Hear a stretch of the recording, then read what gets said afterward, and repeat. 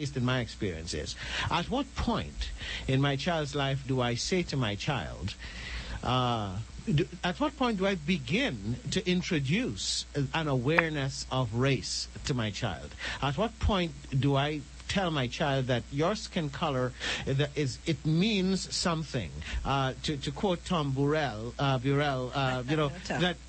right. That black people are not dark-skinned white people.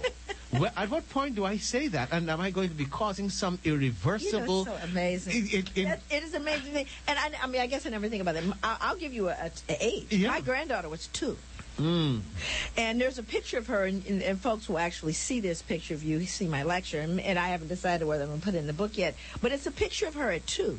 And my daughter took this picture of her. My granddaughter is a rich, beautiful chocolate, dark chocolate.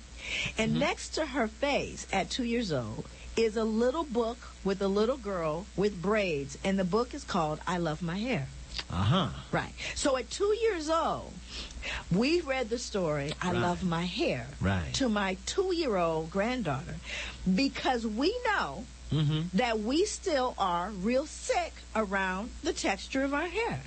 So we started teaching her not so much that people hate your hair, but that you love your hair. Do you see? Yeah. So it's not a matter of, I'm not getting ready to show them, the lynchings. Right. You know what I'm saying? That's not happening. But I'm certainly going to talk about valuing yourself because I know what you're going to be up against. So my granddaughter now, who is, 7 years old, is real clear.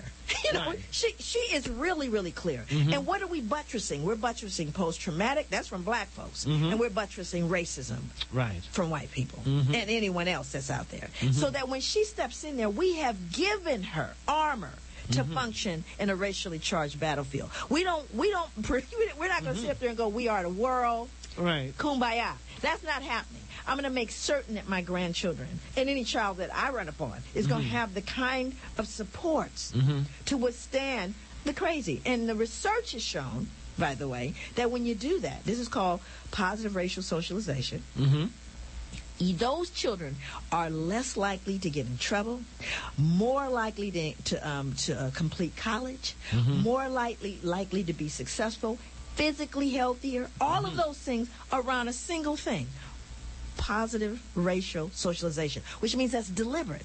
Right. Again, we don't have to worry about talking about when, again, it's age appropriate. Right. And from her vantage point, my granddaughter does not yet know that folks got issues with her. She doesn't even know. Right? She's been so surrounded with love, so surrounded with a positive affirmation about what it means to be black and what it means to be African and what it means to have ancestors and what it means to have family. All of those things get folded very neatly into a positive self-identity, which is what we want. Right? You can't, you can't ignore that part.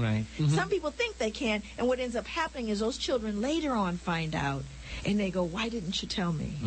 Right? Because I'm dealing with those families and those parents. And by the way, those are children who are coming from parents of affluence. They go, well, we don't have to talk about it. You don't think so? You don't think so? You see, that's the other myth, because they do figure it out. And when they come around to it, sometimes at that point, the conflict and the contradiction is so great that they become tremendously injured. So we do a disservice by not positively and very deliberately racially socializing our children.